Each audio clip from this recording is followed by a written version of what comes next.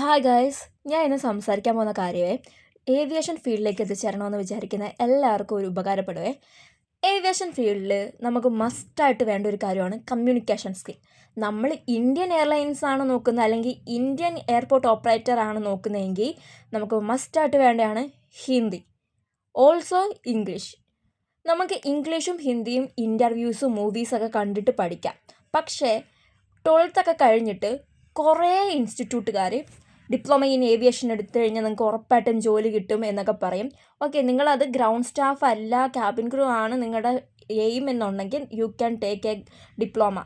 എന്താണ് അവിടെ നടക്കുന്നത്, എന്താണ് നിങ്ങളുടെ ലാംഗ്വേജ് ഇമ്പ്രൂവ് ചെയ്യാൻ പറ്റും. ബട്ട് നിങ്ങളൊരു ഗ്രൗണ്ട് സ്റ്റാഫായിട്ടാണ് നോക്കുന്നതെങ്കിൽ നിങ്ങൾ ഉറപ്പായിട്ടും ഒരു ഗ്രാജുവേറ്റ് ആയിരിക്കണം.